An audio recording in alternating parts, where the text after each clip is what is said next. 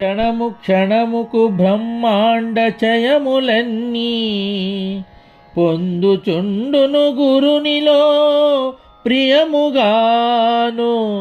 కటకటా జీవుడూరికే కలుసుకోడు కల్పరాతీత యోగాత్మ కేవలాత్మ.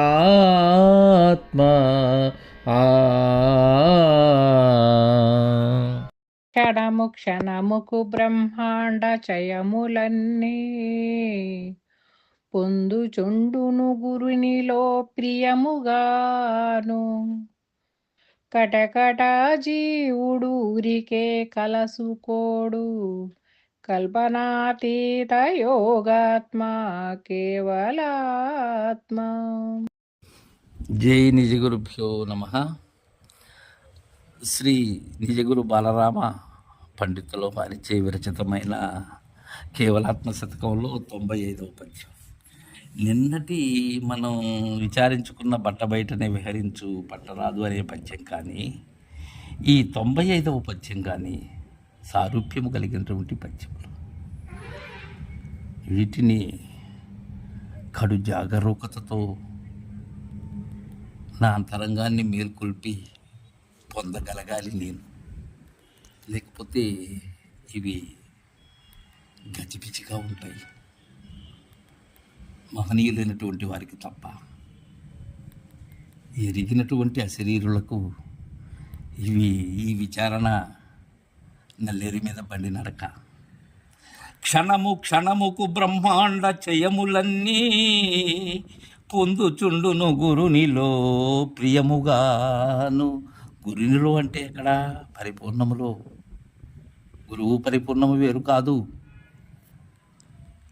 క్షణము క్షణముకు బ్రహ్మాండ చయములన్నీ, బ్రహ్మాండ సమూహం, అండపిండ బ్రహ్మాండములన్నీ కూడా ఎక్కడున్నాయి? ఇవి క్షణ క్షణానికి కూడా గురునిలో పొందుచుండును ప్రియముగాను.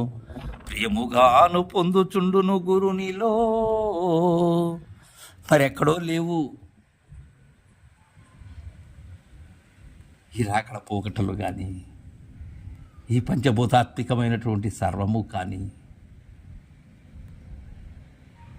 ఈ ఆవరణమంతా కూడా దానిలోనే ఒదగబడి ఉన్నాయి. కటకట అకట జీవుడూరికే కలుసుకోడు. అలా ఉన్నది కదా, అలా ఉన్నదానిని ఈ జీవుడు కానీ ఎందుకు కలుసుకోవటం లేదు? తెరా అకట జీవుడూరికే కలుసుకోడు. అంతా ఉన్నది.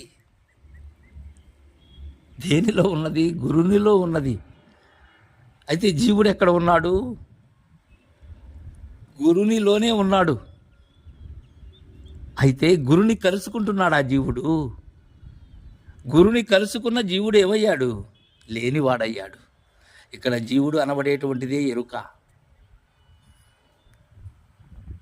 గురుని దర్శించినటువంటి జీవుడు లేక శిష్యుడు ఏమయ్యాడు? కలుసుకోలేదు, లేడు. కల్పనాతీత యోగాత్మ కేవలాత్మ. జై గురుదేవా.